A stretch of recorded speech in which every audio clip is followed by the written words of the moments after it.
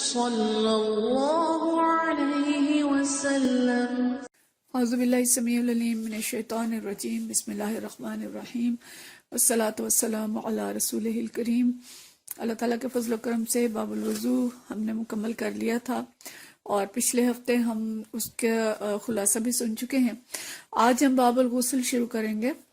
اور باب الغسل جو ہے اس کے کل 29 ابواب ہیں، اور اس کے اندر 45 احادیث ہیں۔ اس میں یہ بات واضح رہے کہ غسل کے باب میں شاید کئی احادیث ایسی آئیں گی جن کو ہمارے لیے واٹس ایپ پہ بیان کرنا بہت آسان نہیں ہوگا، تو ایسی صورت میں ہم ان کا کچھ خلاصہ دیکھیں گے یا ان کا مطالعہ خود کرنے کی طرف متوجہ کر دیں گے، لیکن دیگر احادیث کو انشاءاللہ ہم پڑھیں گے۔ اچھا، غسل عام طور پہ لغت میں جو غسل کے معنی ہیں وہ تو یہی ہوتے ہیں کہ سارے بدن کو دھویا جائے، سارے بدن کو جب میل کچیل کے لیے کسی مقصد کے لیے بھی دھوتے ہیں تو وہ غسل کہلاتا ہے۔ لیکن اصطلاح میں، شریعت کی اصطلاح میں، غسل جو ہے یہ ناپاکی دور کرنے کے لیے یا اجر اور ثواب پانے کے لیے پورے بدن کو جب دھویا جاتا ہے تو اصطلاحی غسل وہ مراد ہے۔ تو یہاں پہ ہم اسی غسل کی تفصیلات پڑھیں گے، اور یہ ذہن میں رکھیں کہ غسل پاکی حاصل کرنے کے لیے کیا جاتا ہے۔ امام بخاری غسل کے باب کے شروع میں جو 2 آیات لائے ہیں، ایک سورہ مائدہ کی آیت نمبر 6 ہے اور ایک سورہ نساء کی آیت نمبر 43 ہے، اور ان آیات میں جو اللہ تعالیٰ نے فرمایا ہے، سورہ مائدہ کی آیت میں اللہ فرماتے ہیں کہ اگر تمہیں جنابت لاحق ہو جائے تو خوب اچھی طرح سے طہارت کرو، اور اگر تم بیمار ہو یا سفر میں ہو یا تم میں سے کوئی شخص قضائے حاجت سے فارغ ہو کر آیا ہے یا تم نے عورتوں کو ہاتھ لگایا ہو تو پانی نہ ملے تو پاک مٹی سے کام لو، یعنی تیمم کرو، اور مٹی پر ہاتھ مار کر اپنے منہ اور ہاتھوں پر پھیر لیا کرو۔ اللہ تم پر زندگی کو تنگ نہیں کرنا چاہتا، مگر وہ چاہتا ہے کہ تمہیں پاک کرے اور اپنی نعمت تم پر تمام کر دے، شاید کہ تم شکر گزار ہو۔ اور اسی طرح سے سورہ نساء کی آیت میں بھی یہی مفہوم ہے جو کہا گیا ہے کہ غسل کرو ضرورت کے وقت، اور اگر پانی نہ ملے تو تیمم کرو۔ تو مطلب یہ ہے کہ امام بخاری اس کو اس لیے لائے ہیں کہ پاکی حاصل کرنے کے لیے غسل صرف حدیث میں نہیں ہے، کہ صرف بخاری شریف میں یا ان احادیث کی کتب میں نہیں ہے، بلکہ اللہ تعالیٰ نے بھی اس کا قرآن پاک کے اندر ذکر کیا ہے، اور غسل فرض ہے۔ یہ جو ابواب ہوں گے غسل کے، یہ ان مسائل سے متعلق ہوں گے جن کا تعلق اسی جو شرعی غسل ہے ان سے ہوگا۔ تو اس میں شرعی غسل دیکھیں 3 بڑی وجوہات ہیں جن میں غسل فرض ہے۔ اس میں غسل جنابت ہے، اور حیض، اور تیسرا غسل نفاس ہے۔ اور جو دیگر غسل ہیں جیسے جمعے کے دن کا، عید کے دن، اور جو مختلف دوسرے مواقع ہیں صاف ہونے کے لیے، وہ مسنون غسل ہیں۔ اور مسنون غسل جو ہیں یہ 4 ہیں۔ ایک تو جمعے کے دن کا، عید الفطر اور عیدین یعنی عید کی نماز کے لیے غسل کرنا، اور حج یا عمرے کے احرام کے لیے غسل کرنا یہ سنت ہے، اور حج کرنے کے بعد عرفات کے دن زوال کے بعد غسل کرنا بھی سنت ہے۔ تو یہ 4 وہ صورتیں ہیں جن میں غسل سنت ہے، اور باقی جو مستحبات ہیں، جو پسندیدہ ہے، وہ دوسری بہت سی چیزیں ہیں کہ جب اسلام قبول کریں، مردہ نہلانے کے بعد،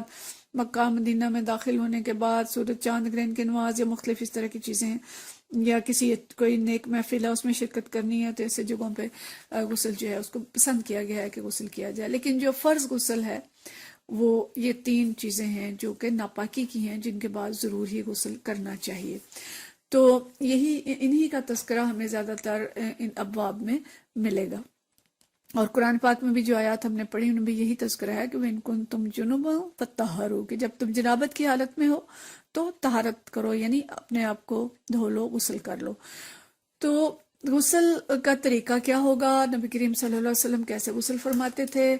اور آپ صلی اللہ علیہ وسلم کتنا پانی استعمال کرتے تھے، یہ ساری چیزیں ہمیں اس میں ملیں گی۔ ظاہر ہے ہم حدیث پڑھ رہے ہیں اور نبی کریم صلی اللہ علیہ وسلم کی سنت پڑھ رہے ہیں، اور یہ دیکھیں کہ اتنی بڑی بات ہے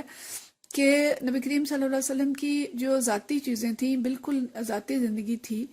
کہ آپ صلی اللہ علیہ وسلم کس طرح سے غسل فرماتے تھے، بیویوں کے پاس کیسے جاتے تھے، اور ساری چیزیں وہ تک ان کی جو بیویاں تھیں امہات المومنین، اللہ تعالیٰ ان سے راضی ہو، انہوں نے وہ بھی سب محفوظ رکھی اور ہم تک پہنچائیں۔ تو اسلام پاکی کا دین ہے، اللہ پاک ہے، اللہ پاکی کو پسند کرتا ہے، متطہرین سے محبت کرتا ہے، اس لیے ہر چھوٹی نجاست یعنی حد سے اصغر جو ہم پیچھے پڑھ چکے ہیں، اس کے بعد وضو کا حکم ہے،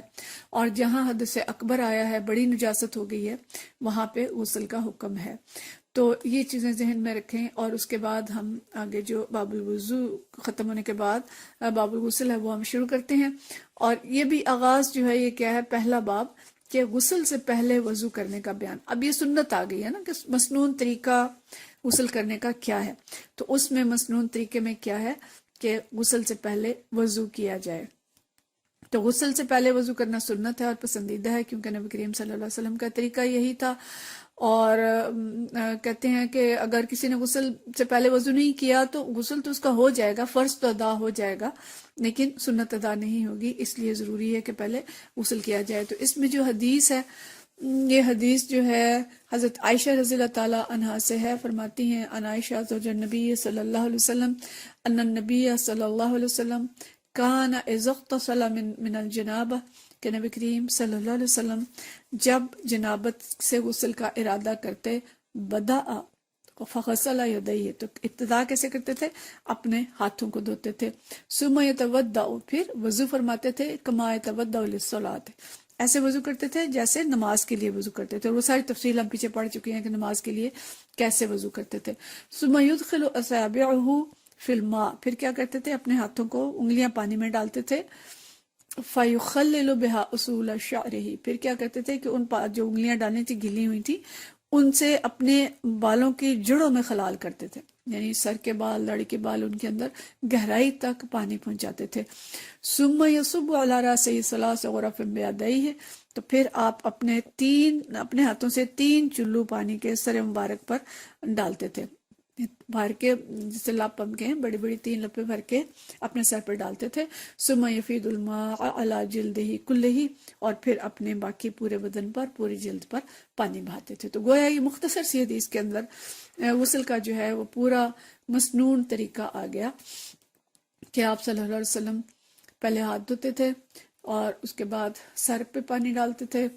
اور پھر پورے جسم پہ پانی ڈال لیتے تھے۔ لیکن اگلی حدیث میں ہمیں تھوڑی سی اور تفصیل بھی ملے گی، ہم اس کو بھی پڑھ لیں، پھر ہم اس کی جو تفصیل ہے اس کو دیکھتے ہیں کہ اس میں کیا کیا چیزیں ہمیں پتہ چلی ہیں۔ یہ حدیث جو ہے یہ حضرت ابن عباس، حضرت میمونہ رضی اللہ تعالیٰ عنہ سے روایت کرتے ہیں کہ قالت، حضرت میمونہ نے فرمایا، تودع رسول اللہ صلی اللہ علیہ وسلم، کہ آپ صلی اللہ علیہ وسلم نے وضو کیا جس طرح نماز کے لیے وضو کیا جاتا ہے، غیر رجلائہ، کہ پاؤں نہیں دھوئے۔ جگہ ایسی ہوگی کہ جہاں پانی نیچے کھڑا ہو جاتا ہوگا یا گیلی جگہ ہوگی، کچی جگہ ہوگی، اس لیے پاؤں نہیں دھوئے۔ وغسل فرجہ وما اصابہ من العذاب، اور اپنی شرمگاہ کو دھویا، اور یا کوئی گندگی اگر لگ گئی تھی جسم پہ تو اس کو دھویا۔ ثم افاض علیہ الماء، پھر آپ صلی اللہ علیہ وسلم نے اپنے پر پانی بہایا۔ ثم نحى رجلیہ، پھر اس کے بعد آپ وہاں سے ہٹے اور اپنے پاؤں کو دھویا، فغسلہما، انہیں دھویا، اور ھذہ غسلہ من الجناب، اور یہ آپ صلی اللہ علیہ وسلم کا جنابت سے غسل تھا۔ اب یہاں پہ 2 چیزیں ہمیں اضافی مل رہی ہیں، ایک یہ کہ آپ صلی اللہ علیہ وسلم نے استنجا کیا، اور دوسری یہ کہ آپ صلی اللہ علیہ وسلم نے پاؤں نہیں دھوئے، پاؤں بعد میں دھوئے۔ اب ان دونوں چیزوں کو ملائیں تو ہمیں وضو کا مسنون طریقہ جو ہے سمجھ میں آتا ہے کہ مسنون طریقہ یہ ہے کہ پہلے ہاتھ دھوئے جائیں، اس کے بعد استنجا کے مقام کو دھویا جائے، اور اگر جسم پہ کہیں اور نجاست لگی ہو تو اس کو دھویا جائے، اور پھر وضو ظاہرہ کلی ہوگی، ناک میں پانی، بازو، منہ، ہر چیز جو ہے جسے مسنون طریقے سے دھوتے ہیں اسی طرح سے دھویا جائے گا۔ اور اس کے بعد اگر جگہ کچی نہیں ہے اور نیچے پانی نہیں کھڑا ہوتا تو پھر پاؤں بھی دھو لیے جائیں، اور اگر پانی کھڑا ہوتا ہے اور کچی جگہ ہے تو پھر پاؤں بعد میں بھی دھوئے جا سکتے ہیں۔ پھر اس کے بعد سر پہ پانی ڈالا جائے اور پھر پورے جسم پہ پانی ڈالا جائے، یہ ایک مسنون طریقہ ہے۔ اور اس میں ایک چیز اور بھی ہمیں ملتی ہے کہ دائیں حصے سے پہلے شروع کیا جائے، یعنی دائیں کندھے پہ پہلے پانی ڈالا جائے اور پھر بائیں کندھے پہ پانی ڈالا جائے۔ تو یہ وضو کا مسنون طریقہ ہے جو نبی کریم صلی اللہ علیہ وسلم نے اختیار کیا۔ اس میں جو غسل کے فرائض ہیں وہ صرف 3 ہیں، کلی کرنا، ناک میں پانی ڈالنا، اور سارے بدن پہ پانی پہنچانا۔ یہ 3 کام ہو جائیں گے تو غسل فرض جو ہے وہ ادا ہو جائے گا، اور اگر ان میں سے کوئی ایک چیز بھی رہ گئی، کلی نہیں کی، ناک میں پانی نہیں ڈالا، تو پھر وضو نہیں ہوگا۔ تو یہ اہتمام کرنا چاہیے۔ اور اسی کے ساتھ جو اور چیز ہمیں حضرت عائشہ رضی اللہ تعالیٰ عنہ کی حدیث سے پتہ چلی ہے وہ یہ کہ بالوں کے اندر ہاتھ ڈال کے خلال کرنا، بالوں کی جڑوں میں اہتمام کے ساتھ پانی پہنچانا ضروری ہے۔ تو اگر جڑوں میں پانی نہیں پہنچ رہا تو پھر غسل نہیں ہوگا۔ عورتوں کی چوٹیاں اگر اتنی سخت ہیں کہ ان کی جڑوں میں پانی نہیں پہنچ سکتا تو پھر تو ان کو کھولنا پڑے گا، لیکن اگر اتنی سخت نہیں ہے کہ اس میں پانی پہنچ سکتا ہے تو پھر اس کو کھولے بغیر بھی غسل ہو سکتا ہے۔ اس وقت عورتیں مینیاں کرتی تھیں، لیکن مینیاں ان کی اتنی ٹائٹ نہیں تھی کہ جڑوں میں پانی نہ پہنچ سکے، تو اگر اتنی ٹائٹ ہیں تو پھر بال کھول کے بال دھونے چاہیے۔ اور ویسے بھی اگر چوٹی کرتے ہیں تو چوٹی کے اندر بھی پانی ظاہر نہیں پہنچے گا، اس کو کھول لینا جو ہے وہ بہتر ہے۔ اسی طرح اگر تنگ زیور، انگوٹھی، چھلا کوئی چیز پہنی ہوئی ہے اور اس میں بھی پانی نہیں جا رہا تو اس کو ہلانا کہ پانی جو ہے وہ چلا جائے وہ ضروری ہے، ٹھیک ہے۔ تو یہ غسل کا مسنون طریقہ ہے۔ اسی کے ساتھ ساتھ ہمیں یہ بھی پتہ چلنا چاہیے کہ غسل جو مسنون جو فرض غسل ہے میں نے آپ کو بتا دیا وہ 3 چیزیں ہیں، لیکن ان کے اندر ذیلی چیزیں بھی بہت ساری ہیں، ان کو ہمیں فقہ کی کتابوں سے پڑھنا چاہیے کہ جنابت کے جو ذیلی امور ہیں، احتلام وغیرہ اور دوسری بہت سی چیزیں ہیں، ان کو ضرور پڑھا جائے۔ اور پڑھنے کے بعد غسل کا طریقہ جو ہے اس میں یعنی کون سی چیزیں ہیں جس میں غسل ضرور کرنا چاہیے اور کون سی ایسی ہیں جس میں غسل ضروری نہیں ہے، وہ ہمیں فقہ کی کتابوں سے پڑھنی چاہیے۔ اور حیض اور نفاس میں بھی غسل ضروری ہے، اس کی تفصیل بھی ہمیں پڑھنی چاہیے کہ آگے آئے گی انشاءاللہ، ویسے حیض کا پورا باب آئے گا جو ہم پڑھیں گے، اور اس کے اندر جو چیز رہ گئی اس کو پھر فقہ کی کتابوں سے ضرور دیکھنا چاہیے۔ پھر غسل کے جو متفرق مسائل ہیں کہ اگر کسی نے غسل سے پہلے وضو نہیں کیا، پانی کم تھا یا ٹائم کم تھا، تو غسل لیکن کر لیا ہے اور کلی اور ناک میں پانی ڈال دیا لیکن الگ سے پورا وضو نہیں کیا، تو پھر ضروری نہیں ہے کہ غسل کے بعد وہ وضو کرے، اور وہ اس کا غسل ہو جائے گا اور اس کے بعد وہ نماز بھی پڑھ سکتا ہے۔ اور اگر ناخنوں پہ کوئی ایسی سخت چیز لگ گئی، آٹا لگا، خشک ہو گیا، اترا نہیں ہے، یا کوئی اور زینت کی چیز لگائی ہے جس کے اندر پانی نہیں جا سکتا، تو پھر اس کو چھڑائے بغیر جو ہے غسل درست نہیں ہوگا۔ لیکن اگر کوئی ایسی بیماری ہے کہ جس میں سر پہ پانی ڈالنا یا جسم کے کسی بھی حصے میں ایسی بیماری ہے کہ اس پہ پانی ڈالیں گے تو بیماری بڑھ جائے گی، تو اس صورت میں گنجائش ہوتی ہے کہ اس جگہ کو نہ دھویا جائے اور اس کے بغیر بھی غسل ہو سکتا ہے، لیکن جب وہ بیماری دور ہو جائے تو اس کے بعد اس کو دھو لینا جو ہے وہ بہتر ہے۔ تو یہ چھوٹی چھوٹی چیزیں ہیں جو ہمیں معلوم ہونی چاہیے، لیکن اس کے ساتھ ساتھ جو اس کی دیگر تفصیلات ہیں وہ ہم فقہ کی کتابوں سے ضرور دیکھیں۔ وآخر الدعوانا